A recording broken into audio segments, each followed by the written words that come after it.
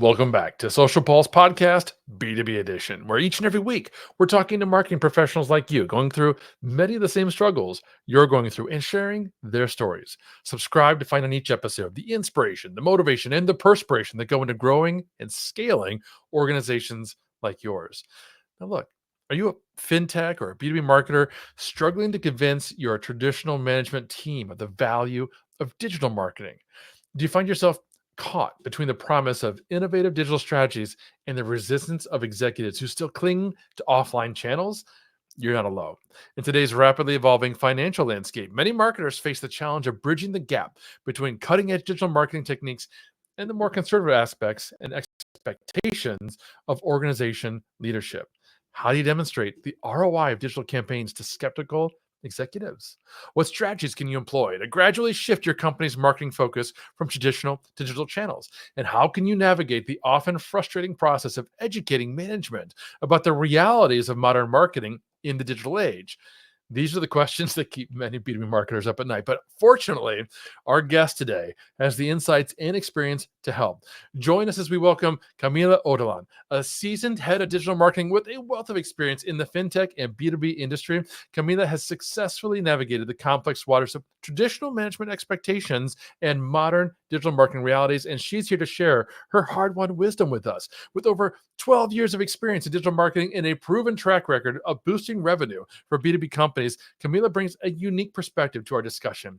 As the founder of the Marketing in Ireland community, she's also a passionate advocate for diversity and inclusion in the marketing industry. Camila's journey from learning English in Ireland to becoming a respected voice in fintech marketing is sure to inspire and inform you, our listeners. Hey, Camila, welcome to the show. Hi. Thank you so much for this space. Thank you for inviting me. So, yeah, I'm here. I'm so excited to have you here. If you could start by just sharing a bit more about that background that I just teased and how you came to specialize in fintech marketing. Of course. So, as you said, my name is Camilo Dulom, and I've been working digital marketing for over 10 years. So, maybe that's say my age. I started my career in Brazil, and now I'm based in Ireland. So along the way, I've worked on campaigns for the US audience, Ireland, and the UK. So I've got a lot of experience across different markets. So I've done pretty much everything in marketing, if you know what that means. Like I had experience with customer service, creative, building websites and managing teams and training others. But what I really enjoy is creating strategy that grows the business and also make the work environment better for the marketing teams. So right now I'm the head of digital marketing at Finance Fair, is an Irish fintech company. I love taking up a new challenge, and fintech definitely bring a lot of them. My experience in B2B marketing, which I've been doing for the over 6 years just in B2B, has been super valuable in this role. But there's another part of my story too. I moved to Ireland in early 2020, just about 6 weeks before the pandemic hit, and I Wow. didn't speak English any English at all. So my English just from the last 4 years, it was really hard to get a critical skills visa in Ireland, find a job in my area, even though I had a lot of experience. It was a tough time, but it led me to create the Marketing Ireland community. It's a free online platform where immigrant marketers can find information and support. So between working full time at Finance Fair and running this community, I keep pretty busy. And when I'm not doing that, I be probably find the hiking in the Irish mountains with my two cats. I think that is a little bit about me. That's awesome. And I love your boldness and bravery and moving to Ireland, going from, Portuguese to learning English. And I know all of our Irish friends here at Agorapulse, because we have a lot of Irish people. They're going to be just tickled, not only with the fact that you're in Dublin, but they can hear, because I heard some of that Irish accent coming through in your English, which is terrific. But let's talk about digital marketing in this fintech space? Because I am sure you have faced some pretty unique challenges in trying to convince some traditional management that, you know what, we should probably do this digital marketing thing. What have you come up against? Wow. Actually, my experience at the moment at Finance Fair has been amazing, and thank God, because fintech companies tend to make decisions based on data, which makes my job a lot easier and more rewarding. But over the past 10 years, I've worked with other B2B business where even thought the manager said they wanted to go digital. Many didn't really understand what that means. So one situation that stand out is when we were in a meeting to discuss a new product. All the leaders were sharing ideas, but everything seems to resolve around what a field manager really liked instead of actually data. So I spoke up and say, this idea sounds great, but where's the data? So later the same day, I did some quick research using Google Trends, which is a free tool that shows search volume for keywords in a specific region. And just with that basic research, I just realized we were heading the wrong direction. So I dug a little deeper and used that data to present my insights to the team. So in some case like this, I've been successful in getting management to listen to me. But there are other times, especially more traditional industry like construction that I had. I think I was in construction for the last for 3 years, where even with clear data, management was still more focused in vanity metrics like likes and followers rather than metrics that really matter for the business goals. For example, if we are trying to increase sales of a building, I'm going to focus on metrics like the number of opportunity created, MQLs, that the marketing qualified leads, MQL cost, sales conversion rate, things like likes and followers won't be my priority if that makes sense to you. But sometimes management gets caught up in those numbers, which can be dangerous if like they lose like sides of what are really drive growth. So that's kind of what's happened with me for the last 10 years. I love that data driven approach. And I'd love if you could talk a little bit more about what you're doing when it comes to demonstrating ROI, particularly to marketing executives or organizational leadership, but they're maybe more familiar with traditional marketing metrics. How are you approaching the demonstration of ROI? I think I like to I like to keep it simple and focus on what really matters. Business impact. The reality is at the end of the day, uh, everyone wants to know what is the cost, how much we spend. Like literally is that. It's what I can see from my experience. Instead of talking about clicks or impressions, I show how digital marketing directly contribute to things like lead generation, cost per lead, and most importantly, sales.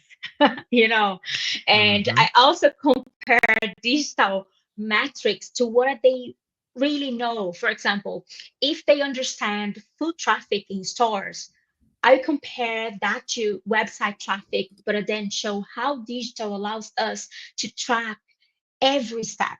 That is the beauty in the digital marketing.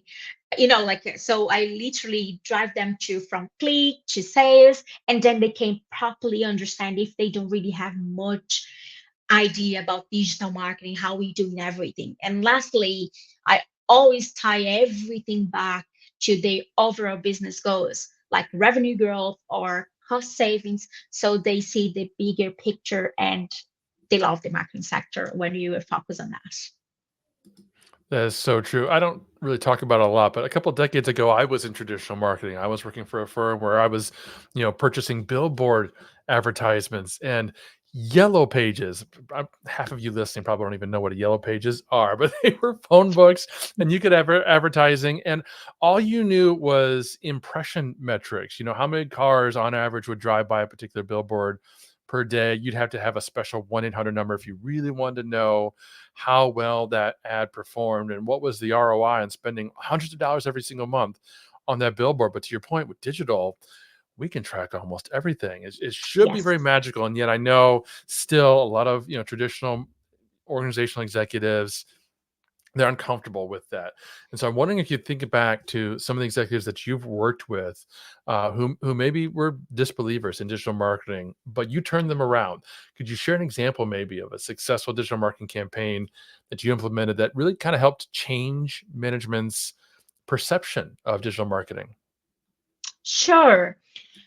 I remember a time when my manager knew we needed a digital marketing strategy, but he didn't really understand it.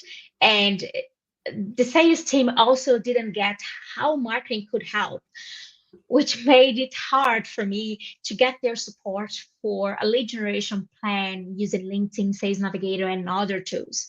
So I took the initiative, like someone had to do. I spent 4 months setting up a system that mixed marketing and sales, because the reality is when you really need to show quick results, you need to be more close to sales team. We have to collaborate. So if you don't do that, it'd be really hard to show quick results. And I saw I needed that. So then, yeah, I spent these 4 months doing everything. I create content, reached out the right people, and made materials to attract and nurture our audience. I even sent physical kits to their office and follow up with emails. So I was kind of doing every single part of the process. I was really believing them in this strategy. In the end, we signed two service contracts with multinational companies, and one of them was worth 90,000 euro. The success changed how our team worked together and helped them see the value of the digital marketing. The reality was when they saw the big sales from just one service, and the second one and the third one, oh, what is that? How you did that? That was the first question. That's awesome. Were there any particular tools or techniques that you had employed to help you kind of connect the dots and track that success? Yeah, like for that specifically strategy, I was using the lead generation strategy based in LinkedIn data. So basically create kind of whole the process, because on LinkedIn you can know exactly, you can create a good segmentation with the title, industry, region. There are a lot of demographic data, but other type of data that could be really relevant to you if you know really well your ICP, your ideal customer profile. And then for that product, our audience was at LinkedIn. Didn't make any sense to spend money just to create ads on Google. It take much more time. So I needed really a personalized approach. But to know how to make a personalized approach, I needed the sales support to know, okay, what is the pain points? How is the actually approach? What is the we have a different type of ICP. What is the ICP that is decision maker? What is the ICP that is the influencer? So have all the details, create content, and then approach them through LinkedIn together with email strategy was really key for that strategy. And time, pray as well. Sometimes we need look. But yeah, it was a hard work. But definitely I use it at this time. I think was Apollo was really good to integrate with Sales Navigator and LinkedIn Premium. That was really important. Two things that I use it for that strategy. Love it. Love it. Folks, we're talking with Camila Odolan about the challenges that are facing B2B marketers, particularly in fields like fintech. And in a moment, we're going to dig into some common misperceptions and more. But before we do, one of the key aspects of any successful social media marketing program is having solid metrics in place to measure success. So let's look at one option you need to consider. Actually can't say enough great things about the reporting with Agora Pulse. I feel like that is my job security every month. My clients aren't that active on social media, which is why they have me manage their profiles for them. And when they get that report, it verifies that they're making a good investment. The metrics downloads are so simple and easy to read, and it really helps me show where we are doing things right on social and where we need to improve.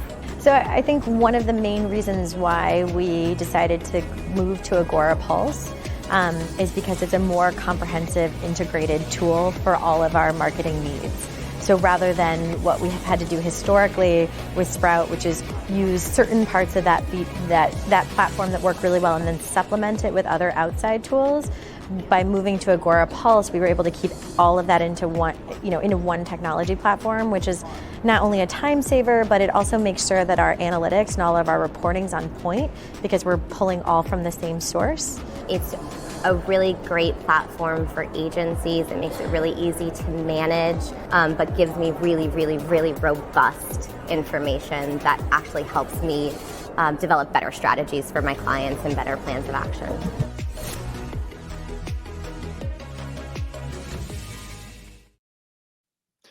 So that last campaign that you were just telling us about, it sounds like you were able to achieve success relatively quickly. But we know most of the time with digital marketing, it takes a long time to see any kind of success. But we also have to balance that with that need for quick results. How are you navigating that, particularly in this kind of an industry? So, like what I can say it is when we're talking about quick results, always I try to see if that really makes sense, so if the focus to have the quick results, it's possible. That is the first thing that always I'm trying to look and found, because sometimes the company they want a quick results, but it's not that possible, if that makes sense to you. So always, first of all, I try to see, okay, that is possible, that makes sense, because I really want to I really want the company have a success. But I like to compare it. Always, I like to compare like if you go to a doctor, nobody tells doctor to fix a health problem on the schedule. People usually respect the doctor advice. In marketing, I don't know, some managers they think they know how to fix things, but they put too much pressure on the team for quick results, which can really bring everyone down. I definitely want to see results quickly, and my teams know I'm all in when it comes to making the business successful. But I also believe in respecting how long things take, and also don't burn out my team. But I really like to considering when I'm looking for quick results, outbound strategy and inbound strategy together. But depend the way how we want these quick results. Usually outbound we deliver to us a much more quick results. For example, if you think about inbound, create content, long journey, we take really long time, maybe 6 months, maybe a year, for we see a predictable results that really drive, like increase the revenue of the company. But then when you go to outbound, that can be ads, that can be cold mail campaigns, and can be other type of campaigns that is more related and more close to sales. We can see a results in 2 3 months. So everything depends. The business depend what is the goals, and if they weigh how they are looking for these quick results, it's really, really possible. Because I think I came to a stage that I understand now when the company just want a quick result without any responsibility, and it is not sustainable for the business and for the team, and when the company need quick results but is possible, if that makes sense to you. Yeah, it makes complete sense. In fact, I think it often helps to break it down into leading and lagging indicators because those sales, that revenue that you mentioned, that might be take 2 to 3 months or even 6 plus months. Those are those lagging indicators. But on the front end, we could be looking at open rates and click through rates and other kinds of leading indicators Yeah. that have those micro success moments. So we can say, hey, look, we improved by X% or we achieved this much up front. You got to wait for the sales. You got to be patient. Those will come in time, but at least you can show up front that you're achieving some measure of success. What are some of the other misconceptions do you think in fintech and B2B marketing, particularly that you might have had to address with some of these other executives? I wouldn't say there are specifically misconceptions, but I've noticed that many professionals in the companies I've worked with need a better understanding of what a digital marketing really is and how it works. So for me, this isn't a problem at all because I love teaching. I run digital marketing workshops for my marketing in, in Ireland community for my members, and I have even lectured in a postgraduate course for a few years in Brazil. So educating my colleagues has been a big part of my work over the past 10 years. And I've learned a lot from them too. So talking about that, about educating your management and your colleagues, there are so many trends in digital marketing. There's so much changes in technology. We haven't even talked about AI. There's so much going on. How do you help keep them up to date? I mean, how do you limit what they need to know about, and at the same time make sure that they know what they need to know, particularly when it comes to B2B and fintech marketing? Recently, I love learn. I love being the learning process all the time, every single day, to be honest. So I recently finished my MBA, data science applied to marketing, and then I learned a lot about data, artificial intelligence. For me, it was like, okay, now is the time. So all the time I'm learning something new from social media or from course that I'm doing. I focus on what currently it's relevant. So like AI, as you said, artificial intelligence, since it's a big topic right now, I share everything I learn with management and my team. We use various AI tools that make our work smarter and more efficient. I also emphasize the importance of understanding the user purchasing journey. I explain how is staying updated on trends help us make better decisions that align with what users want. So basically, what I can see, the way how I educate my team or the management as well, it is sometimes, sometimes you have a Ferrari, but you don't know properly how to use that. It's how I called when you have a really good software, really good tools, but no one are actually using that right. Sometimes Yeah. people in the team, they're using 5% of the tools and they want, oh, how can we go and use it artificial intelligence? Come on, let's use it the basic really well first. And then sometimes I spend time reviewing how to use the tools that we already have and making sure everyone is following the process, the basic process. So that is the way how I keep put a little bit more new things and like on the table, but as well remind them how to still doing and have consistency, what I think that is really really extremely relevant for the business. That is really admirable. I love your approach and your dedication to learning. Are there any specific tools or resources that you are turning to help educate yourself first about trends and marketing and other aspects? Yeah, like always, I'm big fan of videos. So then I love watch videos. I think the social media that I'm using more is YouTube. So then YouTube definitely doing certifications. There are loads of great certification in the market. So and honestly, I believe like I think there are plenty of softwares at the moment. I'm using a lot HubSpot. So then yeah, there are lots of certifications and yeah, I love videos and podcasts like that podcast. So yeah, that is the way how I keep myself updated. Love it. Love it. My last question, Camila, I'm wondering if you can think about some of the instances in the past where you've been, teaching yourself about, these new tools, new resources, new tactics, new trends, and you've realized that you've got your own bias, whatever that might have looked like. What was that? How did you overcome it? And what did you learn from that experience? Uh, I'd say like